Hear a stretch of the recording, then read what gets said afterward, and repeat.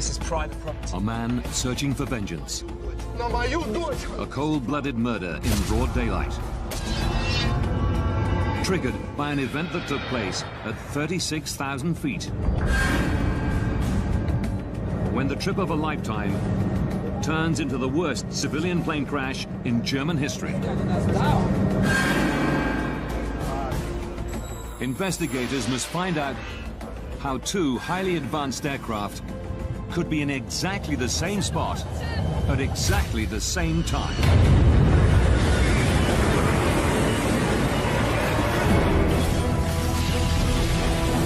Disasters don't just happen.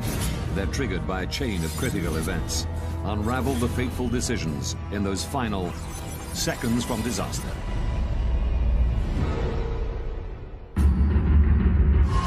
Russia. Moscow. Domodedovo International Airport. July 1st, 2002, 8:10 p.m. 45 Russian schoolchildren wait to board a flight to Barcelona. It's their reward for doing well at school. Among them is 11-year-old Artur Hamatov. At the start of the school year, we agreed that if he finished with top grades, then he could go with the group.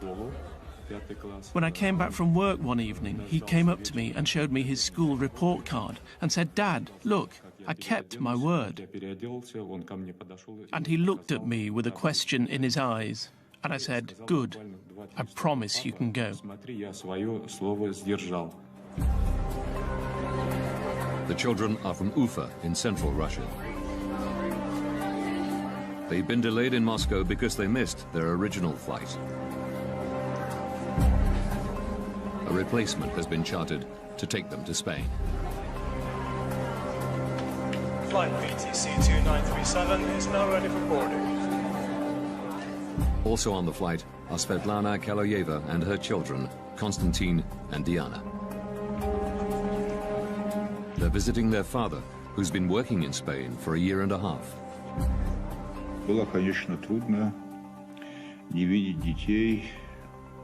I spoke to them on the phone every day, which made my stay easier. But it was hard not to see my children for such a long time. Svetlana is lucky to get seats on this Bashkirian charter. Delays in getting visas meant other flights were sold out. We were finally going to see each other and we were going to have fun together.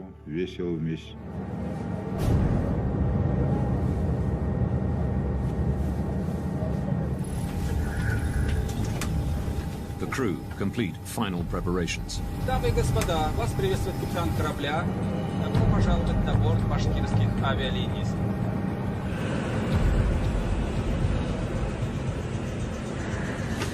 8:48 p.m. The Bashkirian Charter Airlines flight BTC 2937 takes off from Moscow's Domodedovo Airport.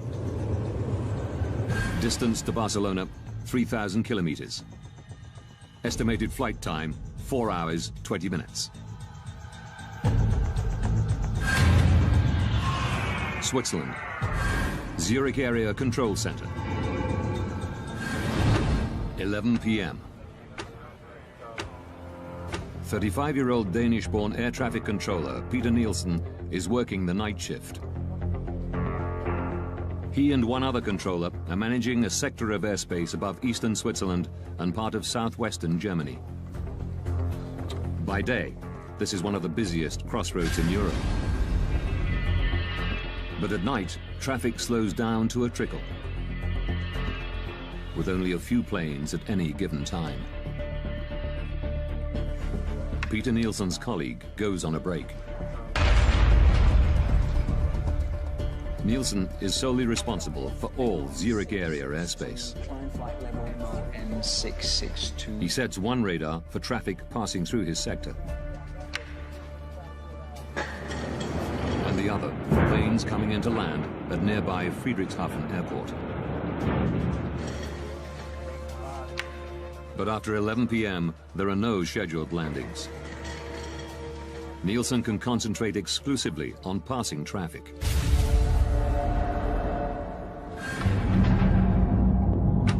(11:06). Svetlana Kaloyeva and her children, along with the other passengers on the Bashkirian charter, cruise 36,000 feet above Austria.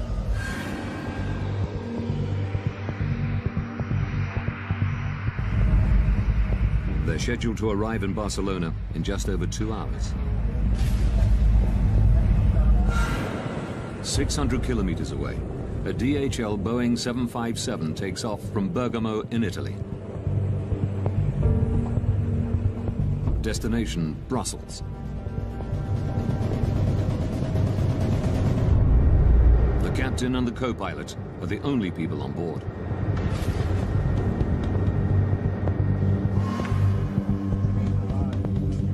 Maintenance engineers arrive in Nielsen's control room. So you will be working from the backup, okay? They've come to service the main radar.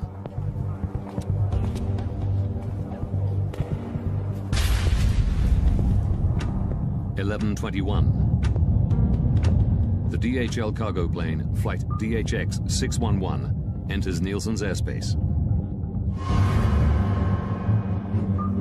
The captain requests permission to climb to 36,000 feet. Swiss radar, good evening, DHX 611. DHX 611 identified. Expect a further climb in 4 to 5 minutes. Before allowing them to climb, Nielsen has to regulate traffic. Descent flight level 320. The maintenance engineers now need to work on the telephone system. Work fast, please. 11:25 p.m.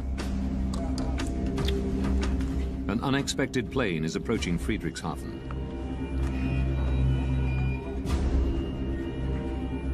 Nielsen has to switch radar stations. A delayed Airbus, flight AEF 1135, is coming in to land.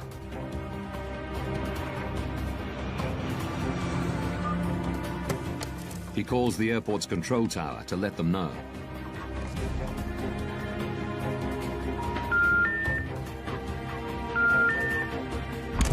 He can't get through. But he still has 10 minutes before the Airbus will land. So he moves back to the passing traffic radar. DHX 611. And gives the DHL cargo plane the go-ahead to climb to 36,000 feet. Climb flight level 360.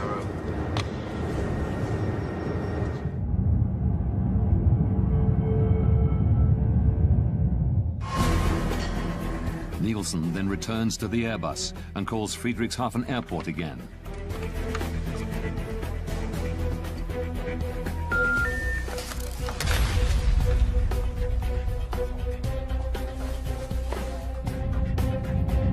BTC 2937. The Bashkirian charter calls in as it approaches his sector. Station calling, say again? BTC 2937. Level 360. Level... But just as Nielsen acknowledges them, the Airbus contacts him. AEF 1135 is inbound. Final approach fix for ILS runway 24. I expect so. I'll call you back shortly. Nielsen calls Friedrichshafen a third time.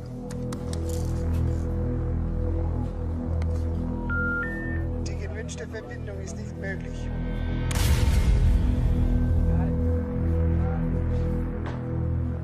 AEF 1135. He radios the Airbus and tells them to contact the airport directly. I lost my phone connection to Friedrichshafen. Could you please call them on your second set? Affirm. The DHL plane is now flying over Switzerland at 36,000 feet. Suddenly, its onboard traffic collision avoidance system, TCAS, sounds an alert. Traffic. At exactly the same time, the Bashkirian plane's TCAS system also squawks. Traffic. two planes are now 25 kilometers apart. They're flying at exactly the same altitude to exactly the same spot.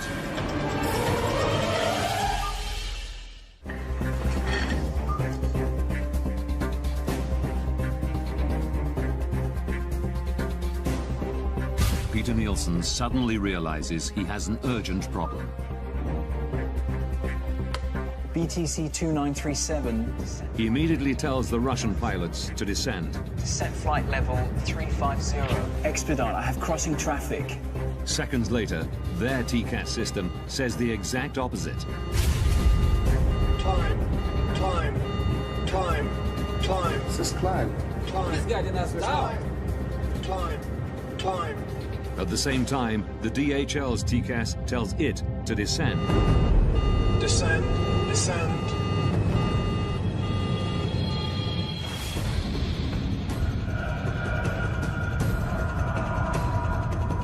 The Bashkirian crew don't know which command to follow. Climb. Nielsen repeats his instruction. Expedite, descent level 350, BTC 2937.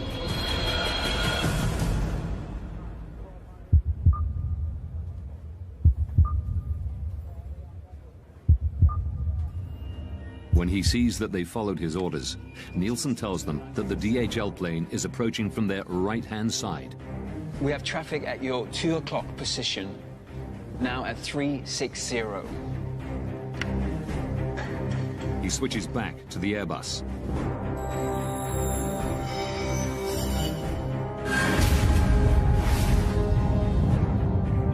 In the Bashkirian charter, the crew are looking for the DHL plane. The two aircraft are now just over 5 kilometers apart. They are both in descent, closing at a rate of 1,300 kilometers per hour, faster than the speed of sound. It's here, descent. Descend, See on the left. Descend hard, descend!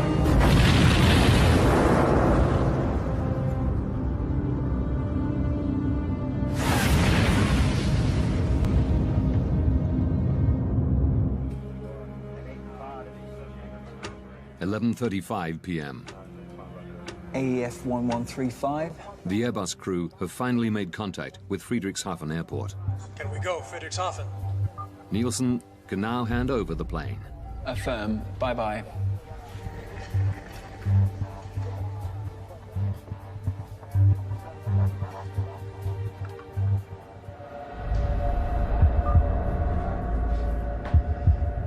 BTC 2937.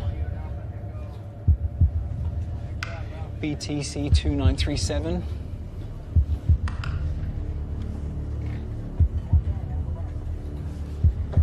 BTC 2937.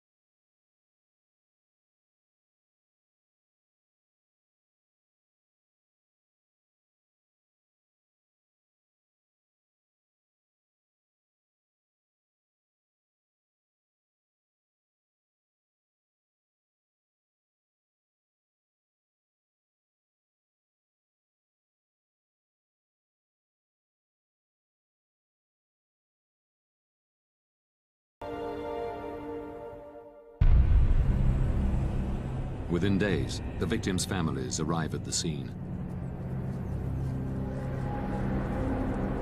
Among them is Zulfat Hamatov, father of 11-year-old Artur.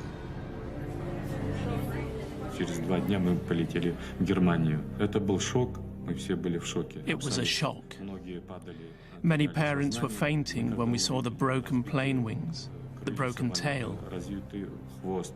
We still hoped that these children would run in, appear from somewhere, and probably every parent believed in some miracle. Vitaly Kaloyev flies in from Barcelona, holding out for news that his wife and children were not on the flight. One has to be certain. Maybe it was not my aircraft that crashed.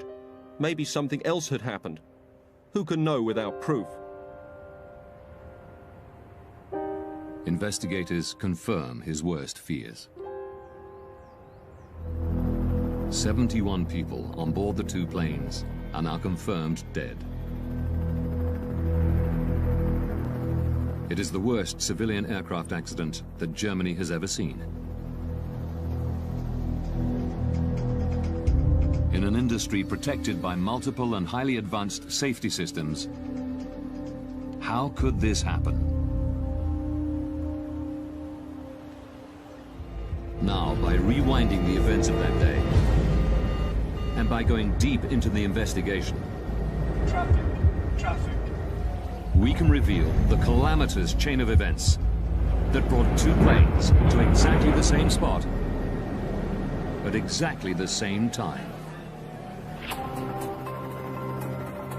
Investigators from the BFU, Germany's Federal Bureau of Aircraft Accident Investigation, are called to the scene. Jens Friedemann is put in charge of the crash site. Die Untersuchung eines Flugunfalls. The investigation of an air accident is like a forensic investigation, a crime scene. One wants to establish the facts. Crime scene.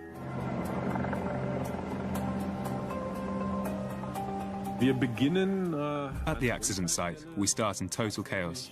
There's wreckage lying around everywhere. Also da liegen viele Wrackteile.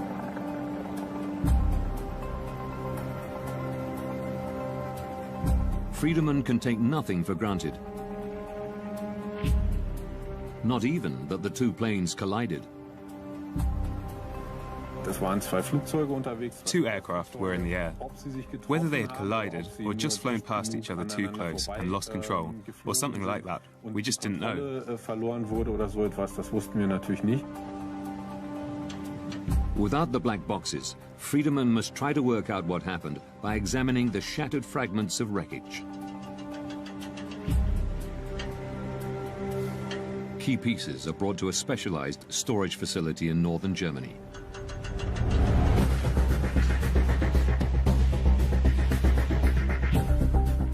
To Friedemann's eye, the mangled metal soon tells a clear story. The Boeing made contact with the Tupolev in one spot. The vertical tail section was broken off.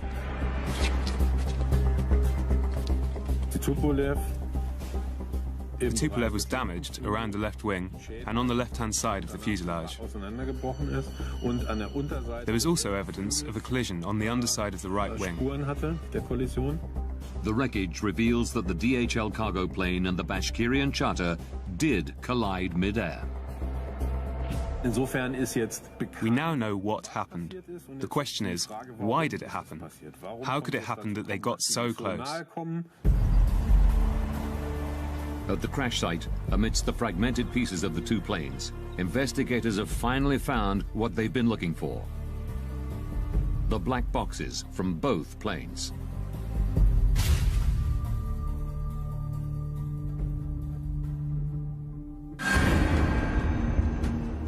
This was very important for us as accident investigators. The BFU's Johann Reuss joins the investigation. It is his job to analyze the contents of the recorders. The cockpit voice recorders help us understand what happened in the cockpit, how the pilots reach their decisions. Reuss begins by examining the pilot's traffic collision avoidance system, TCAS. Our first question was to establish whether TCAS had worked the way it was intended to, the way it was designed. TCAS builds a three-dimensional map around an aircraft using its altitude, speed, and heading. All planes fitted with TCAS constantly transmit this information to each other. If planes get too close to one another, TCAS warns the pilots. Traffic, traffic. And if necessary, gives them what is called a resolution advisory. Descend, descend. Examining the black box, Royce quickly establishes that the system had worked the way it was supposed to. Traffic, traffic.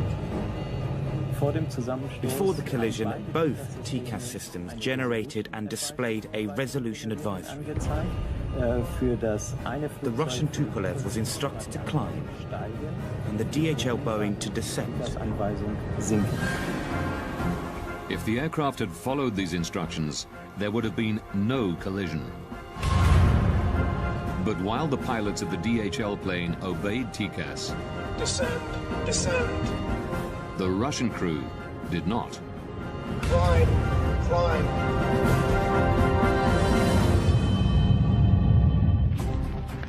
Experts from the United States are headed to the scene of the deadly mid-air collision of two aircraft in southern Germany.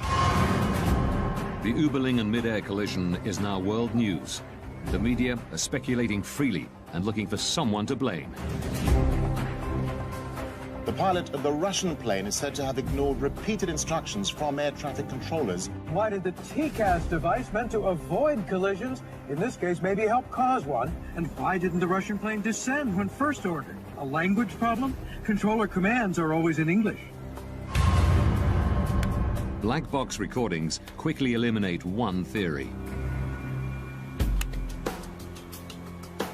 Zurich, good evening. BTC 2937, level 360. With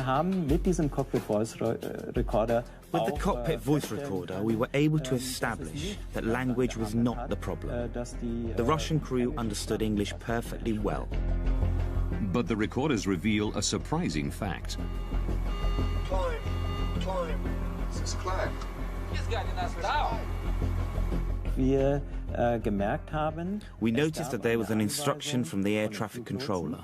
BTC 2937, descent flight level 350. And we found that at the same time, or immediately afterwards, there was also a TCAS advisory. Climb, climb. At almost exactly the same time, the Russian pilots were instructed to do two completely different things. Descent flight level 350, expedite. Now the crew needs to make a very, very fast decision. What do they do next? And we discovered that the crew had extreme difficulty making this decision. But it should have been straightforward. The two planes were flying over Germany, and European regulations clearly state that TCAS has priority over air traffic controllers. For me, there was absolutely no explanation why something like this would happen.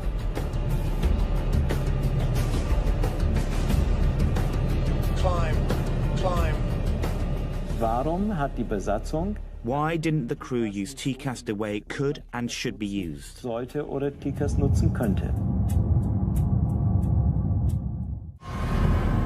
By April 2001, TCAS was mandatory in most of the world. But investigators discover one notable exception: Russia. Could it be that the Russian crew did not know how to use TCAS? Rustam Mustafin is a former Bashkirian pilot. He confirms that even though not standard for domestic flights, planes flying overseas were specially fitted with TCAS.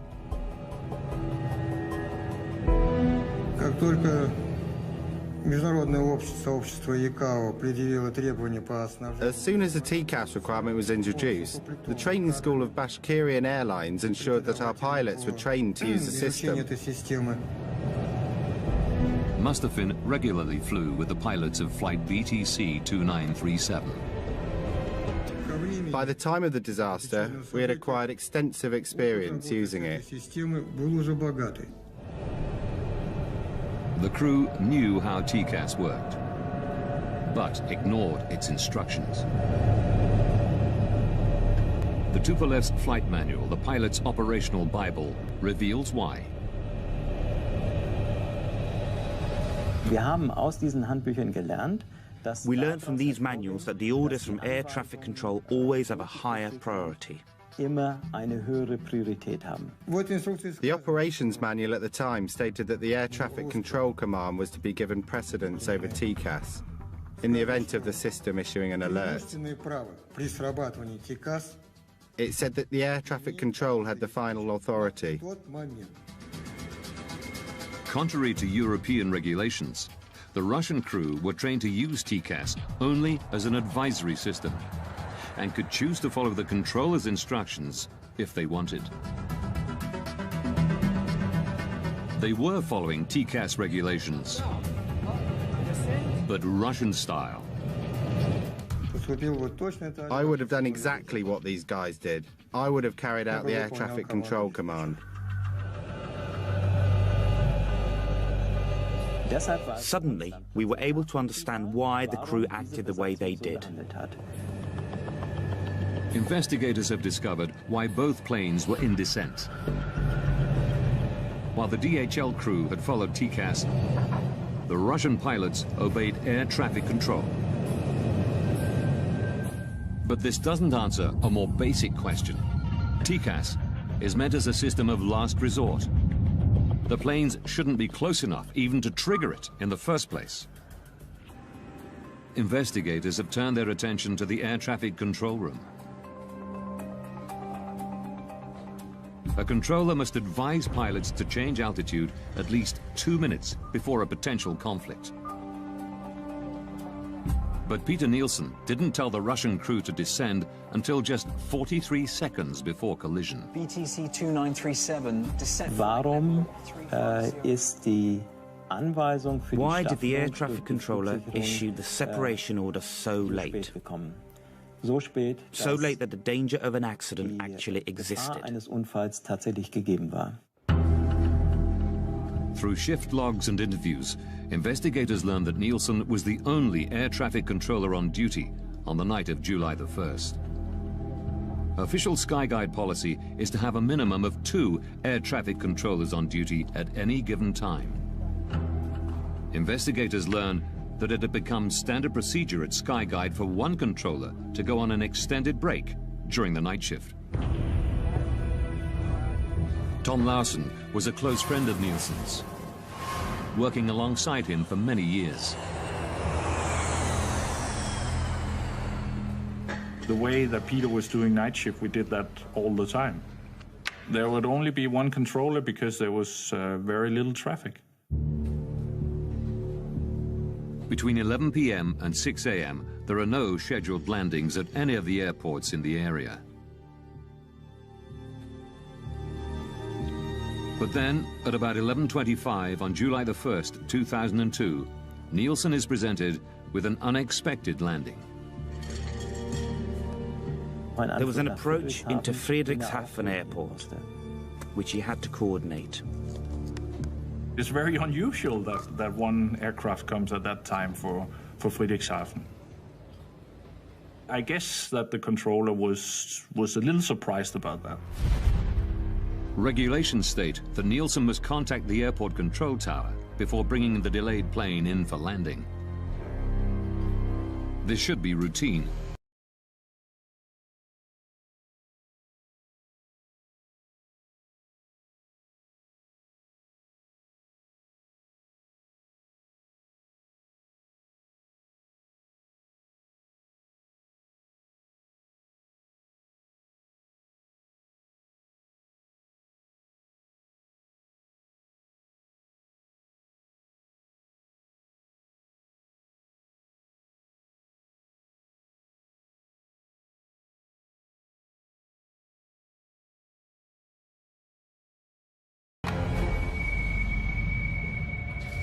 Dieses Backup, was als zusätzliche Verbindung noch the backup, which should have been there as an additional link, was not working that evening. Phone communication was not possible due to a technical problem. Nielsen tries repeatedly to call Friedrichshafen. A routine task is suddenly taking up most of his time. Die gewünschte Verbindung ist nicht möglich. He was busier than would normally have been the case because he had no way of making phone calls. He had to look for alternate solutions. He had to look for other ways to communicate. I lost my phone connection to Friedrichshafen. Could you please call them on your second set? Preoccupied with handing over the delayed Airbus, Nielsen ignores the passing traffic. It was like 5 minutes that he was focused on that problem. So that took his vigilance away from what was going on the screen, on the radar screen. But his radar has an emergency function that should alert him of the impending danger. Short-term conflict alert, or STCA. Short-term conflict alert is another system like it's similar to TCAS, just a ground-based system that helps us on the radar if we miss a conflict. If we don't see it in time, it will give us an alarm. 2 minutes prior to a potential collision, an STCA alert should flash on both of Peter Nielsen's radar screens, along with an audio warning.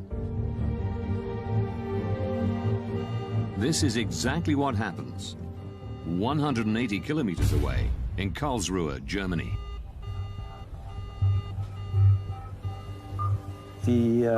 Flugsicherung in Karlsruhe. Air traffic control in Karlsruhe had detected on their radar screen that 2 aircraft were getting closer than they should have been. Records reveal that the controller in Karlsruhe tries to call Nielsen to warn him. But Zurich's faulty backup phone system means he can't get through. Aviation rules say he isn't allowed to contact planes not in his sector unless the controller in charge has lost consciousness or has left his post.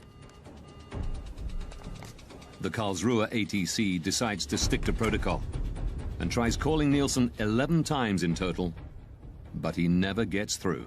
BTC 2937. Records show that Nielsen's visual STCA did not go off. Royce learns that Zurich's radar was also under maintenance, meaning it too was in backup mode.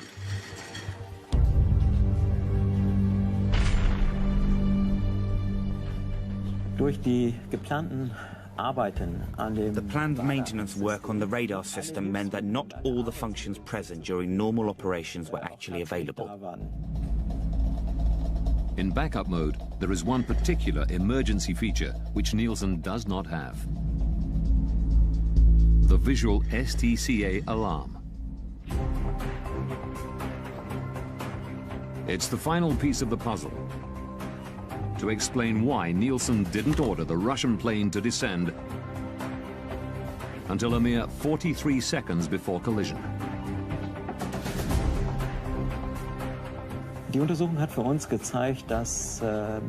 The investigation showed us that a series of unlucky events all came together for air traffic control.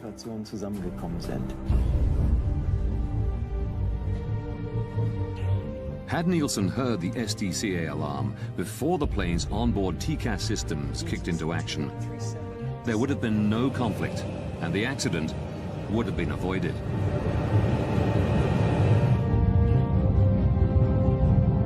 But then, one final twist. 19 seconds before collision, Peter Nielsen tells the Russian pilots that the DHL plane is approaching from their right-hand side. We have traffic at your 2 o'clock position, now at 360. Where is it? It is actually approaching from the left, the 10 o'clock position.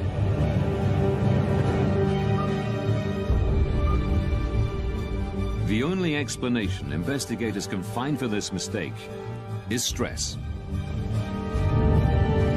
It's uncertain if the Russian pilots would have had time to pull up and avoid collision, even if they had spotted the DHL plane earlier. But the records show that in the final seconds, they tried.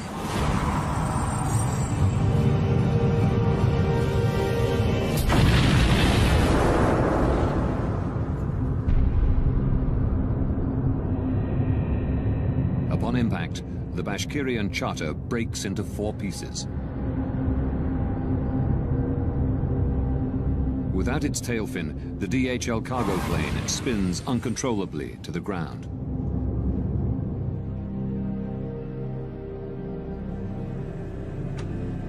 February 21st, 2004. As investigators write up their final report, Vitaly Kaloyev flies to Zurich. He's become obsessed with finding somebody to blame for the death of his wife and children. I wanted to hear them say, we are responsible, but forgive us if possible. They killed so many children and nothing had happened. No apologies, no expressions of sorrow, nothing. Nielsen still worked at Skyguide, but was moving into areas of safety analysis. Kaloyev found where he lived. I went to see the controller. I knew he had been on duty that night. All this had to be brought to an end. Everything had to be closed. I didn't want to wait any longer and decided to finish this myself. Nielsen came out. He was taller than me. I showed him the photos of my children lying in their coffins. He pushed my hand away. Then he got what he deserved.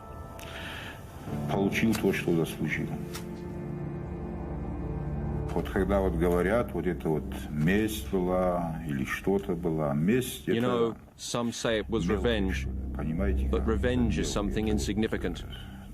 One is avenging when one has been deeply insulted, but this was not revenge.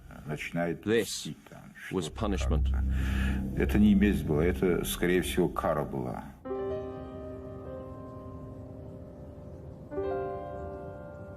In Switzerland, a man has been arrested in connection with the killing of an air traffic controller who'd been on duty when 2 planes collided 2 years ago.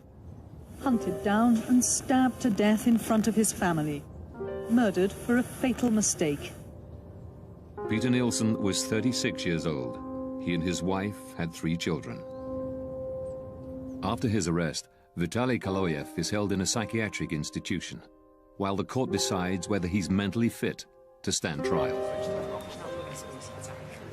Kaloyev is convicted of premeditated killing and sentenced to 8 years in a Swiss prison. In November 2007, he's released after an appeal determines that he had acted with diminished responsibility because of the deaths of his wife and 2 children. Vitaly Kaloyev is unrepentant about his actions.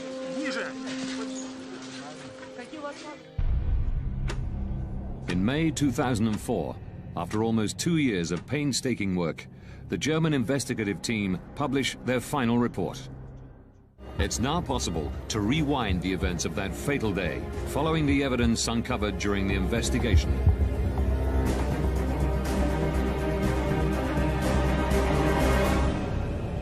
July 1st, 2002. 8:48 p.m. 2 hours, 47 minutes from disaster. A Bashkirian Airlines charter takes off from Moscow's Domodedovo airport. 20 minutes from disaster. At the Zurich Area Control Center, 2 air traffic controllers are on duty.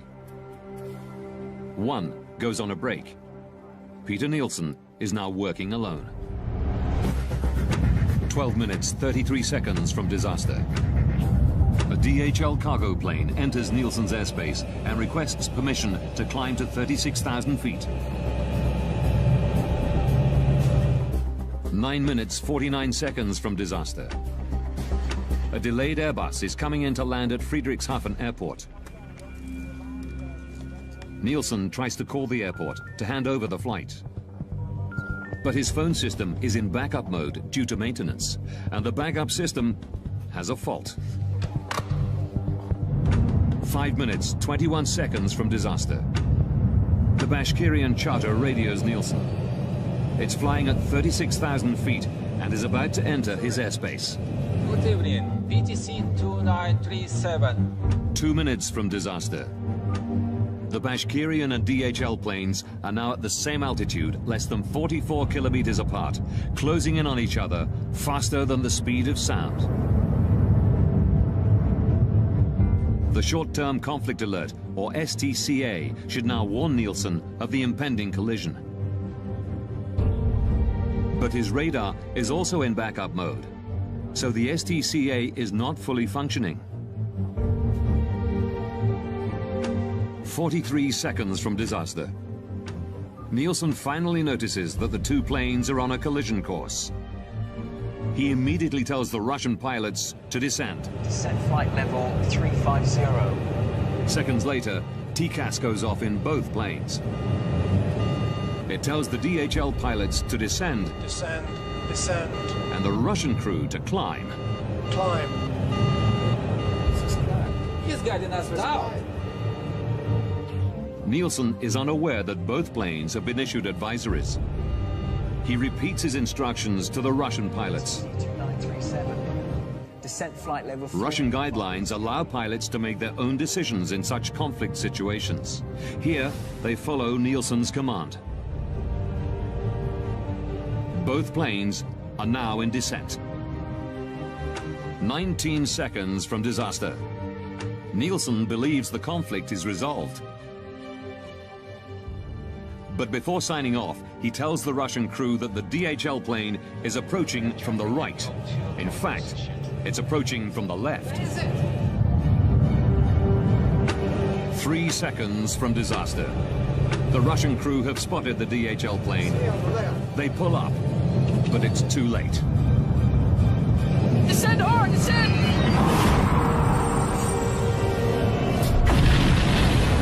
At 11:35 p.m., the planes collide 35,000 feet above the city of Überlingen, Germany.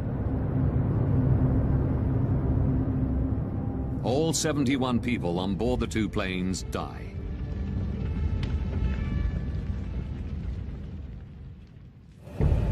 The German investigative report concluded that Peter Nielsen and the Russian pilots had made serious mistakes. But the primary cause of the accident was negligence on the part of Skyguide. In May 2004, immediately after the BFU report is published, at a press conference in Zurich, the CEO of Skyguide, Alain Rossier, issues a formal apology. Es sind auch bei uns Fehler gemacht worden und wir We too have made mistakes, and we most deeply regret this. We take responsibility, as outlined in the German investigation report. And we ask the families of the victims for forgiveness. In September 2007, a Swiss court finds 4 Skyguide employees guilty of negligent homicide. 3 managers who tolerated the single controller policy are given 1-year suspended jail sentences. The project leader overseeing the maintenance work on the night of the collision is fined 13,500 Swiss francs, roughly $11,000. Following recommendations from the German investigative team, Skyguide implements a variety of procedural changes. They now ensure there are always 2 controllers on duty, even during the quiet night shift. Nobody will ever find themselves in Peter Nielsen's position again. Investigators also recommend that international and regional TCAS regulations be standardized, along with aircraft operations manuals. TCAS must have ultimate priority over air traffic control. One cannot say with 100% certainty that this kind of event will never happen again. But we are very confident that we were able to make a significant contribution to preventing the repetition of an event like this.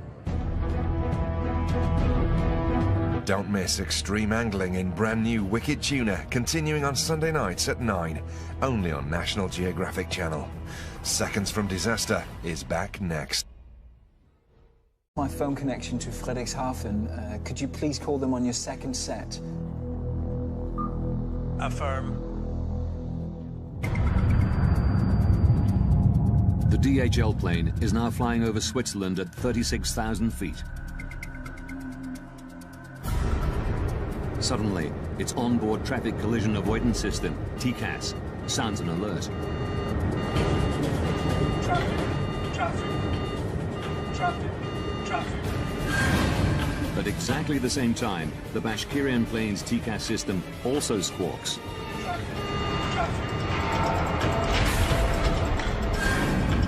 The two planes are now 25 kilometers apart. They're flying at exactly the same altitude to exactly the same spot.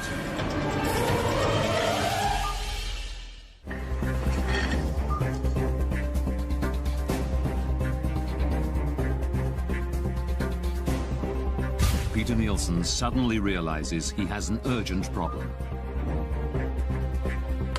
BTC 2937. He immediately tells the Russian pilots to descend. Descent flight level 350. Expedite, I have crossing traffic.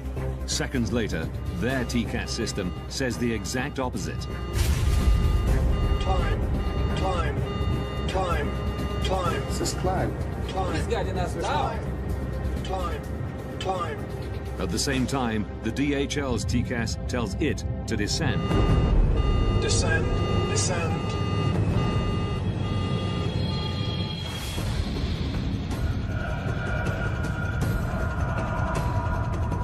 The Bashkirian crew don't know which command to follow. Nielsen repeats his instruction. Expedite, descent level 350, BTC 2937.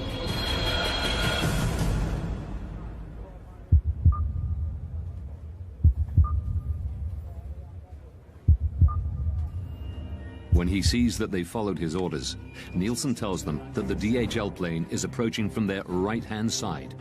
We have traffic at your 2 o'clock position, now at 360.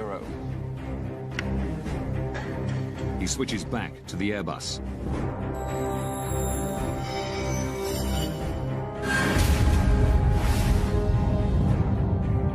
In the Bashkirian charter, the crew are looking for the DHL plane. The two aircraft are now just over 5 kilometers apart. They are both in descent, closing at a rate of 1,300 kilometers per hour, faster than the speed of sound. It's here, descend. Stay on the left. Descend hard, descend.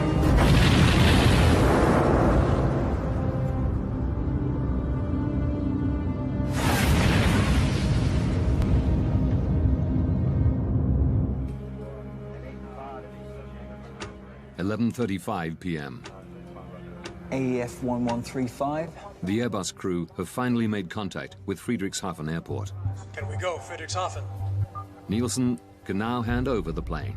Affirm. Bye-bye.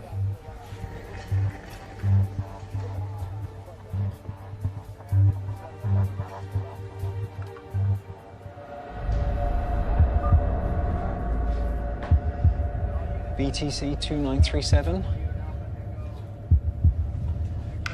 BTC 2937.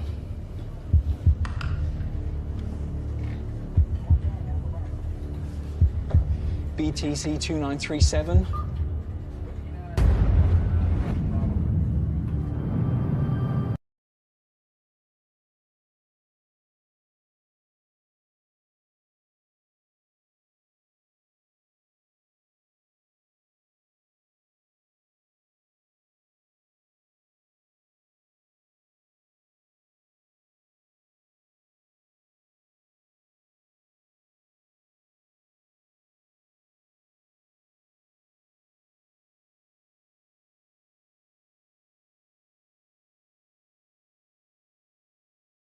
Happened. The question is, why did it happen? How could it happen that they got so close? At the crash site, amidst the fragmented pieces of the two planes, investigators have finally found what they've been looking for. The black boxes from both planes.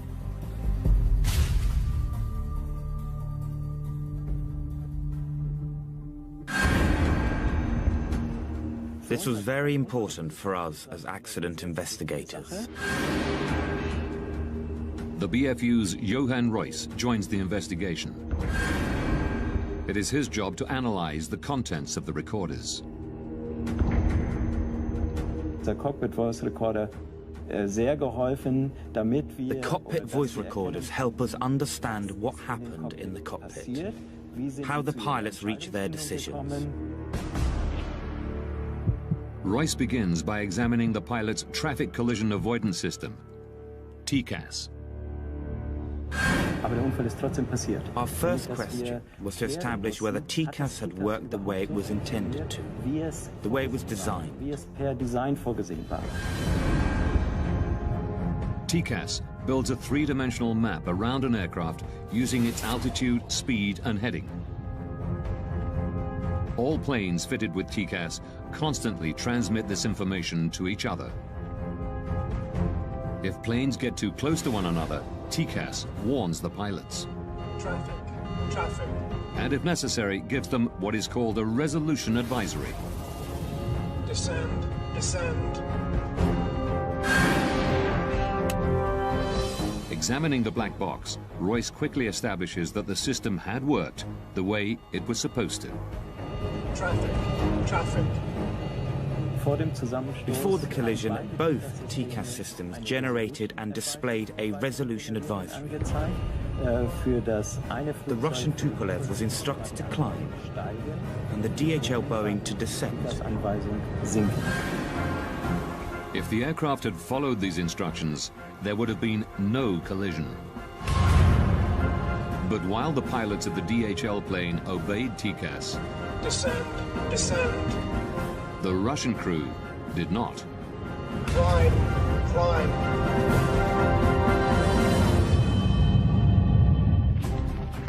Experts from the United States are headed to the scene of the deadly mid-air collision of two aircraft in southern Germany.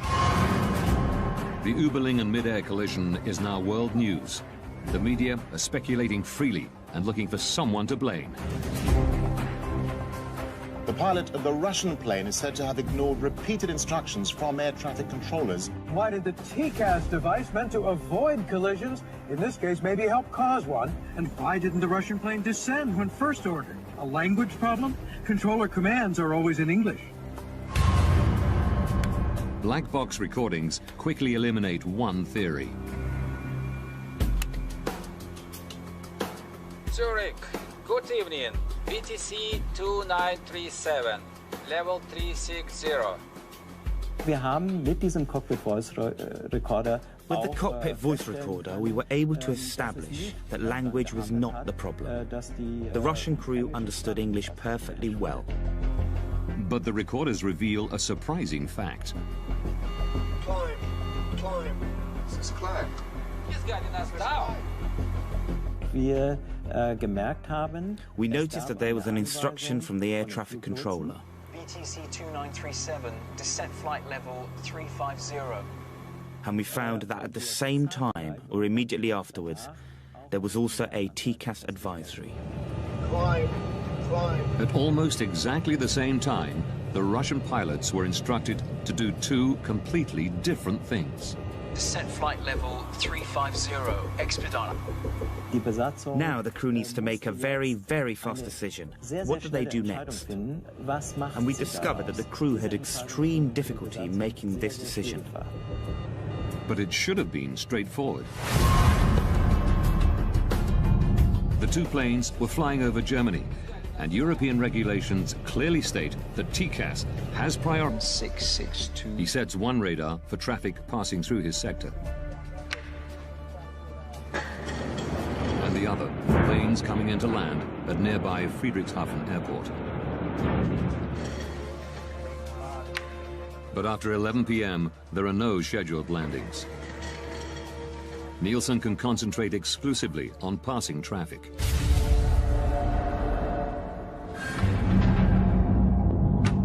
11:06. Svetlana Kaloyeva and her children, along with the other passengers on the Bashkirian charter, cruise 36,000 feet above Austria.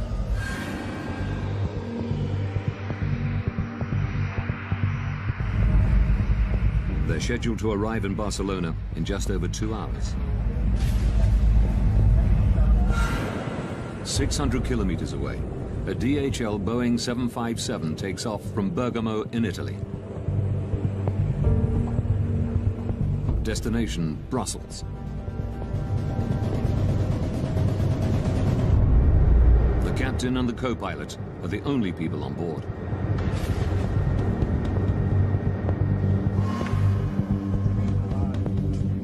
Maintenance engineers arrive in Nielsen's control room. So you will be working from the backup, okay? They've come to service the main radar.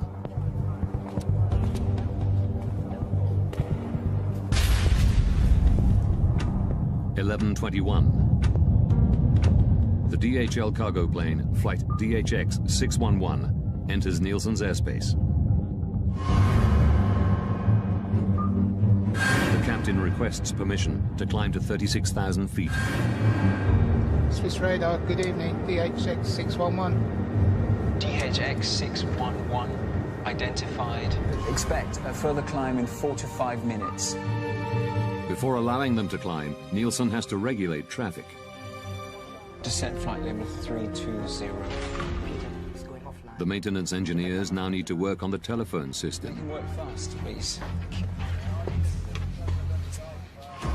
11:25 p.m. An unexpected plane is approaching Friedrichshafen.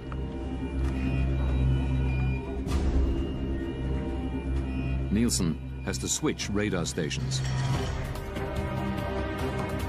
A delayed Airbus, flight AEF 1135, is coming in to land.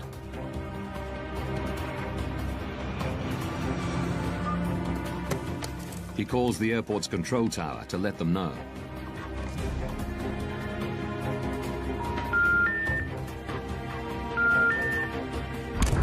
He can't get through.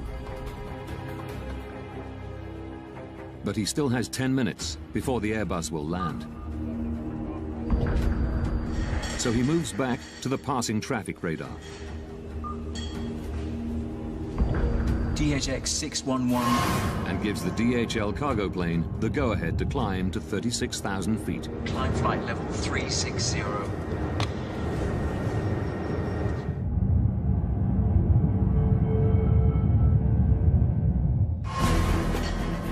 Nielsen then returns to the Airbus and calls Friedrichshafen Airport again.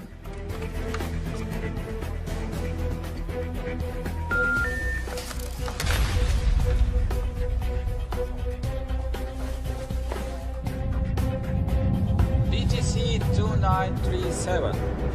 The Bashkirian charter calls in as it approaches his sector. Station calling, say again? BTC 2937, level 360. Level. But just as Nielsen acknowledges them, the Airbus contacts him.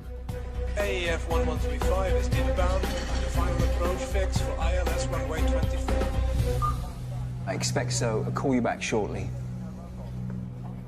Nielsen calls Friedrichshafen a third time.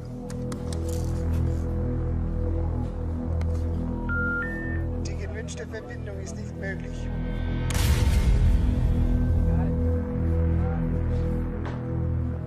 AEF 1135. He radios the Airbus and tells them to contact the airport directly. I lost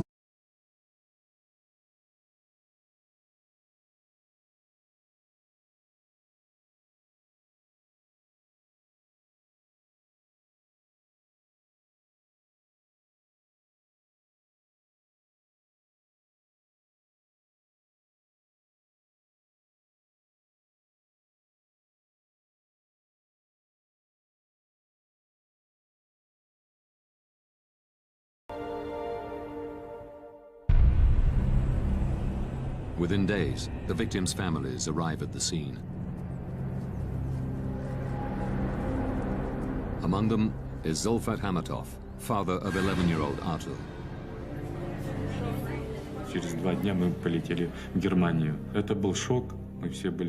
It was a shock. Many parents were fainting when we saw the broken plane wings, the broken tail.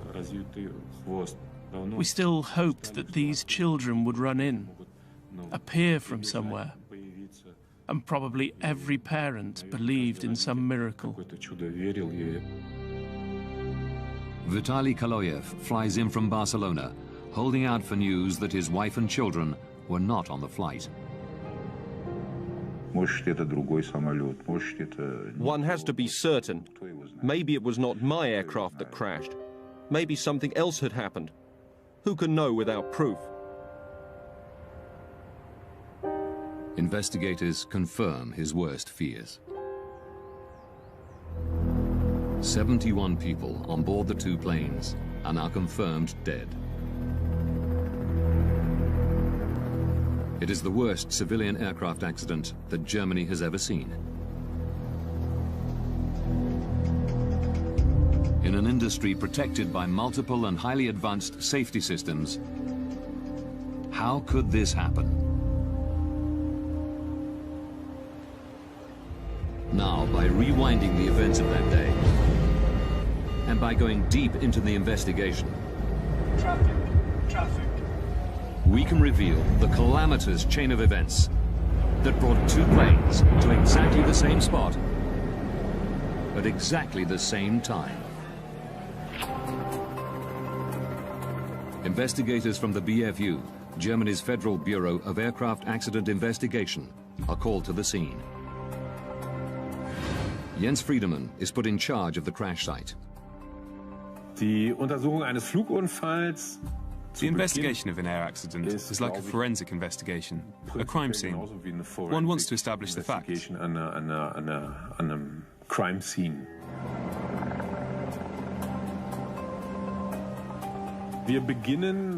At the accident site, we start in total chaos.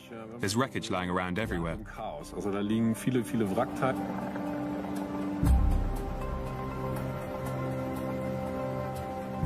Friedemann can take nothing for granted.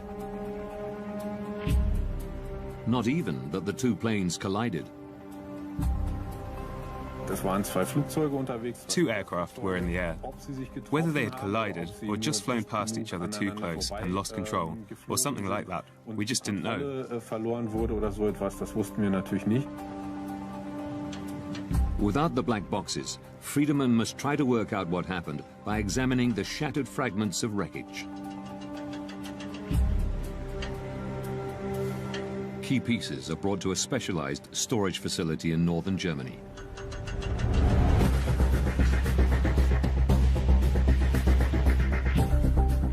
To Friedemann's eye, the mangled metal soon tells a clear story.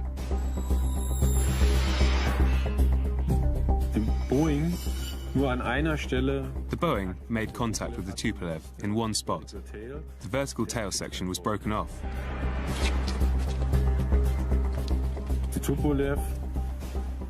The Tupolev was damaged around the left wing and on the left-hand side of the fuselage. There was also evidence of a collision on the underside of the right wing. The wreckage reveals that the DHL cargo plane and the Bashkirian charter did collide mid-air. We now know what. This is private property. A man searching for vengeance. A cold-blooded murder in broad daylight. Triggered by an event that took place at 36,000 feet. When the trip of a lifetime turns into the worst civilian plane crash in German history. Investigators must find out how two highly advanced aircraft could be in exactly the same spot at exactly the same time.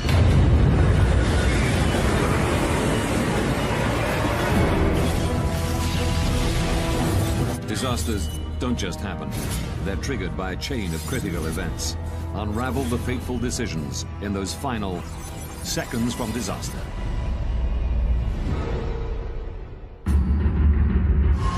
Russia. Moscow. Domodedovo International Airport.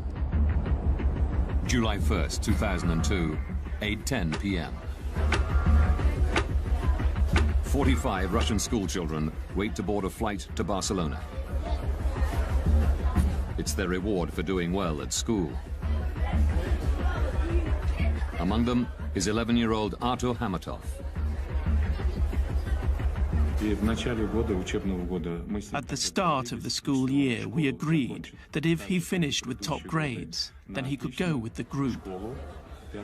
When I came back from work one evening, he came up to me and showed me his school report card and said, "Dad, look, I kept my word."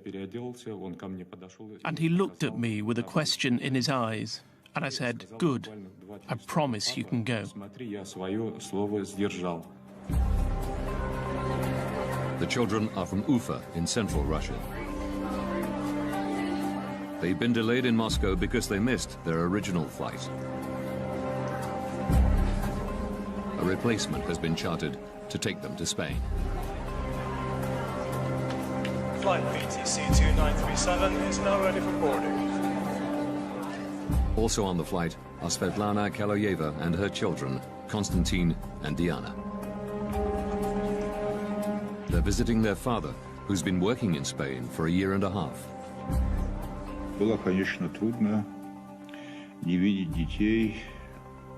I spoke to them on the phone every day, which made my stay easier.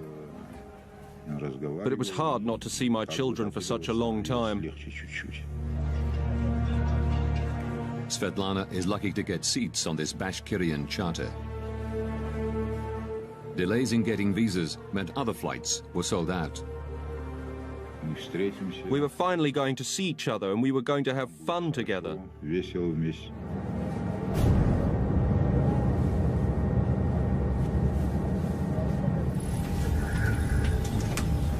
The crew complete final preparations. Дамы и господа, вас приветствует капитан корабля. Добро пожаловать на борт башкирских авиалиний.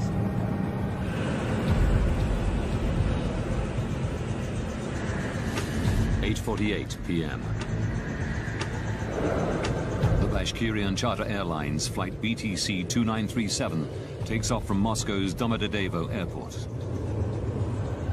Distance to Barcelona, 3,000 kilometers. Estimated flight time, 4 hours, 20 minutes. Switzerland. Zurich Area Control Center. 11 p.m. 35-year-old Danish-born air traffic controller Peter Nielsen is working the night shift. He and one other controller are managing a sector of airspace above eastern Switzerland and part of southwestern Germany. By day, this is one of the busiest crossroads in Europe. But at night, traffic slows down to a trickle, with only a few planes at any given time. Peter Nielsen's colleague goes on a break. Nielsen is solely responsible for all Zurich area airspace.